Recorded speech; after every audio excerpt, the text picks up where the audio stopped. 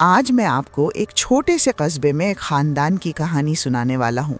वहाँ समीना, समीर और उनके बच्चे रहते थे। समीर की बड़ी बहन उनके साथ रहती थी। उसका नाम शहला था। चंद माह पहले शहला के शौहर का इंतकाल हो गया था, इसीलिए वो अपने भाई और भाभी के साथ रहने लगी।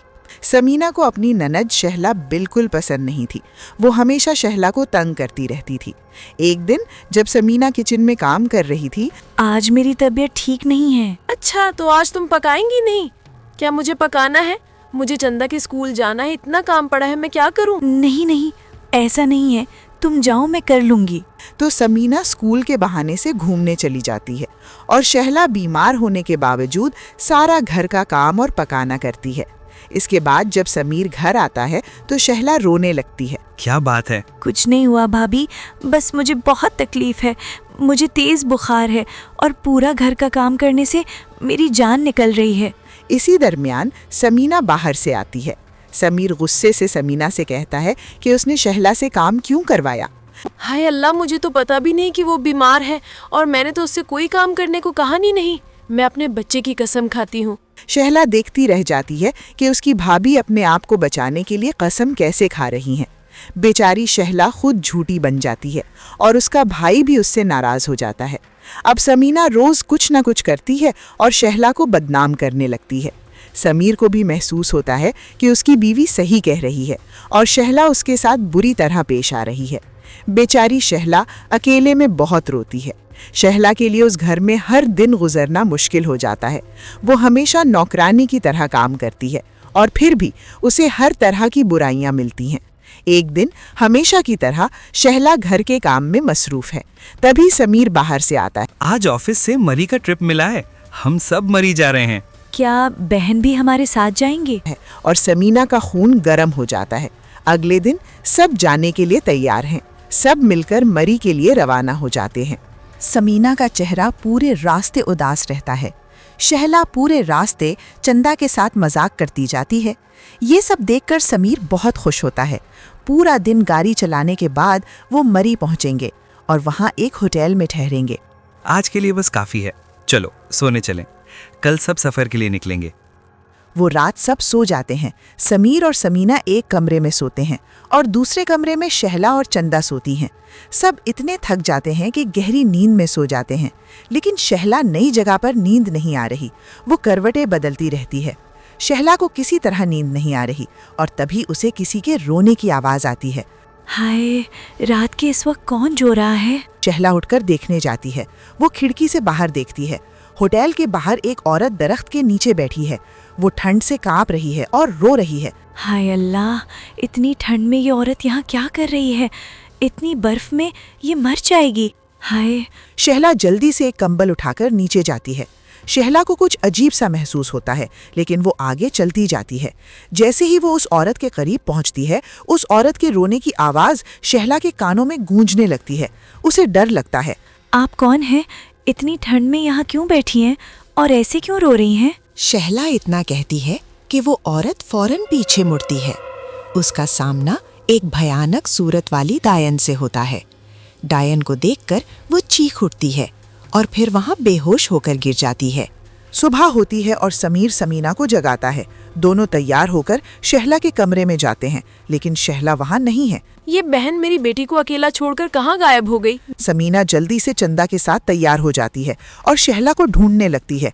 शहला शहला वो अगले दिन से अजीब हरकत करने लगी थी। वो हमेशा अजीब नजर आती है। उस दिन सब बहुत थक जाते हैं और आराम करते हैं। शहला अकेली किचन में खड़ी होती है। जब समीना रात के वक्त पानी पीने किचन में जाती है तो शहला को ऐसे खड़ा देखकर वो हैरान रह जाती है। दीदी आप यहाँ ऐसे क्यों खड़ी हैं? शहला का हाथ बर्फ की तरह ठंडा है, बिल्कुल यख। इसके बाद जैसे ही शहला समीना की तरफ मुड़ती है, समीना की हालत और बिगड़ जाती है।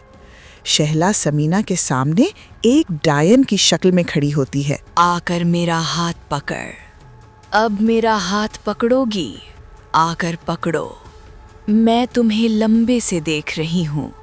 तुम हमेशा शैला पर चीखते हो, अब मेरी बारी है।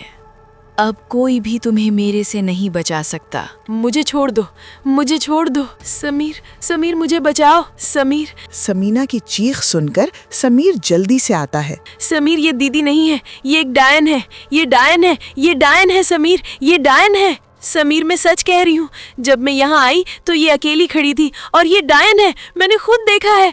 मैं पानी लेने आई थी, मेरी पानी की बोतल देखिए, आप इसका हाथ पकड़ कर देखिए, बिल्कुल यक है। क्या बात है, आज के लिए बस काफ़ी है। चलो सोने चलें। समीर समीना को अपने साथ ले जाता है। जाते वक्त समीना मुड़कर देखती है, शहला अजीब से मुस्कुरा रही होती है। समीना शहला की मुस्कुराहट से डर जाती है। अगले दिन जब समीर ऑफिस और चंदा स्कूल के लिए निकल जाते हैं तो समीना और शहला घर पर रहती हैं। डायन समीना की जिंदगी तबाह कर देती है। दीदी मुझे जोर का सर दर्द है, मैं आराम कर रही हूँ, आप घर का काम खत्म कर दें। मुझे लगता है आपको कल रात क्या हुआ वो भूल गया। आप ये कैसे कह सकती हैं कि आज पहली बार मेरा काम कर रही हैं? आपको पता है मेरे साथ खेलोगी तो क्या होगा, मैं भाई और बहन की सारी मोहब्बत खत्म कर दूंगी।